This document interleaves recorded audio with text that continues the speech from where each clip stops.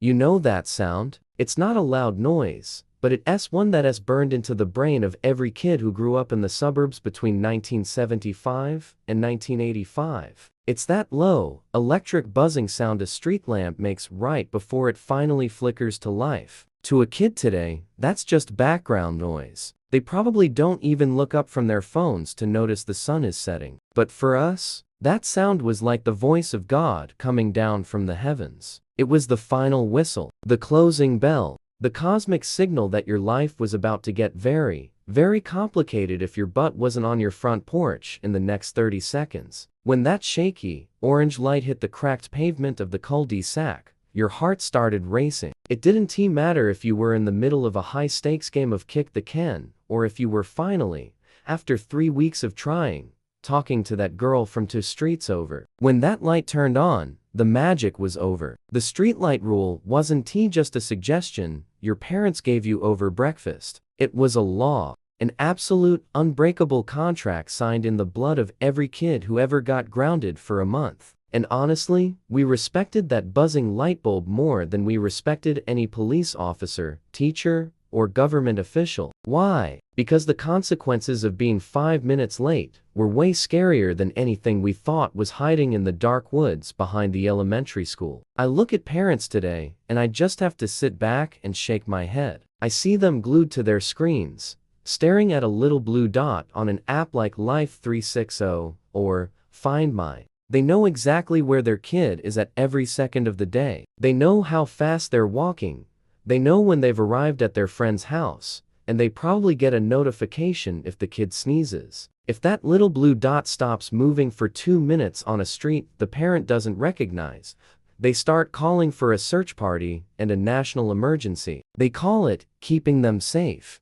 I call it a digital leash. My parents, they didn't have a dot, they didn't have a clue where I was, and frankly, they didn't want to know. From the moment I kicked my bike kickstand up in the morning until that lamp buzzed at night, I was a ghost. I was off the grid. I was a free agent in a world that didn't have a safety net. And man, I'm telling you, it was the best feeling in the world. It was a kind of freedom that these kids today will never understand. We weren't being tracked. We were being trusted. Or more accurately, we were being ignored, which was even better. We were the Latchkey Kids. Do you remember that term? It sounds so clinical now. We were part of some sociological study. But back then, it was just life. You had that little brass house key hanging from a dirty, frayed shoelace around your neck. You'd tuck it under your t-shirt so it wouldn't hit you in the teeth or bounce off your chest while you were jumping your bike off a pile of old, discarded plywood in a vacant lot. That key was our ticket to the world. It was our badge of office. It meant we were responsible for ourselves. Think about that for a second.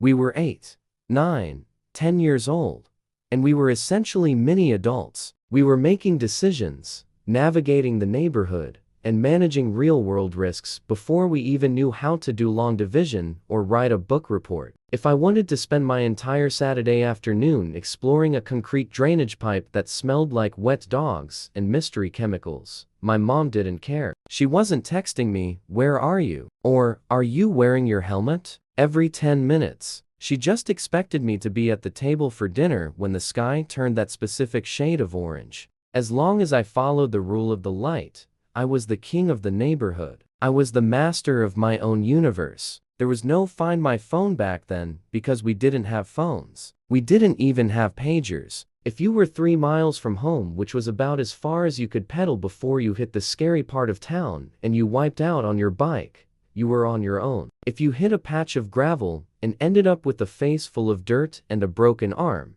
you didn't call 911. You couldn't. There were no emergency buttons. You just sat there in the dirt, swallowed the tears because we all knew crying didn't fix anything, and you started the long, painful walk back home, dragging your bike behind you with one hand. You learned how to watch the sun. You became an amateur meteorologist and a navigator because you had to. You saw the shadows getting long and thin across the lawns, and you knew exactly how much time you had left before the sodium vapor god woke up and ended your day. You learned how to handle yourself. You learned that if you got lost, you had to find a way back. If you got a flat tire, You had to figure out how to walk at home. You knew that the street lamp was the only thing standing between you and a very long, very angry lecture from your dad, who was probably sitting in the recliner with a beer just waiting for the clock to strike late.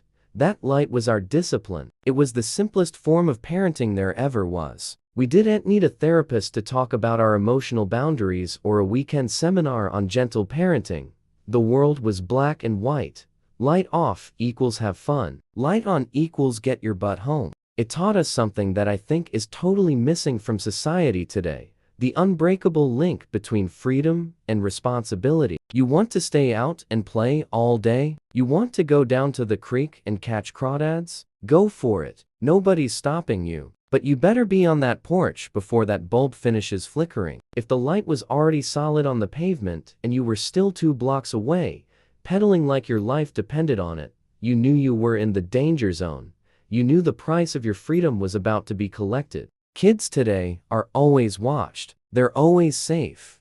They live in a world of filtered air and padded corners. But they're also always being told exactly what to do, where to stand, and who to talk to. They don't have to figure out how to get home when they're lost, because a voice on their phone tells them to turn left.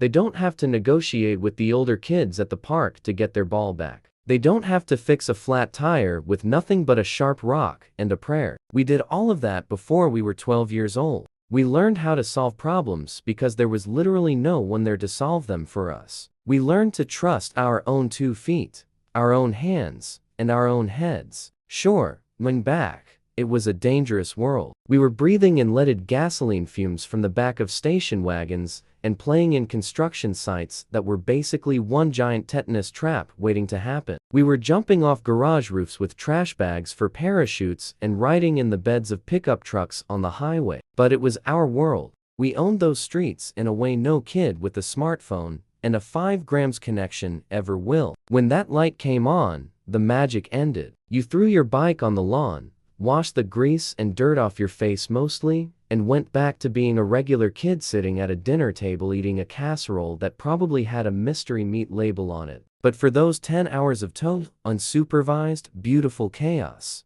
we were legends. We were explorers. We were survivors. We don't need a GPS to find our way today, because we learned how to find ourselves in the dark back then. We don't need a safe space or a trigger warning because we survived the metal slides that reached 300 degrees and the woods that everyone said were haunted. So, the next time you're out for an evening walk and you see one of those old, humming streetlights flicker on, don't just walk past it. Give it a little nod. Give it a wink. It was the only boss we ever really had. And honestly, it did a better job of raising us than any app or high-tech gadget ever could. We outran the dark, we respected the buzzer, and we're still here to tell the story. Welcome to the chaos, my friends. It is a lot more fun when you're the one holding the map, and you know exactly what that buzzing sound means. We're the last of the street lamp generation, and man, am I glad I didn't have a blue dot tracking my every move. Because if my parents had seen half of what I was doing between AM and dusk, I'd probably still be grounded today. Let's take a minute to appreciate the silence of not being reached, the peace of being lost for a few hours. Because that's where the real growing up happened. Not in a classroom, and definitely not on a screen. It happened under the orange glow of a 1982 street lamp.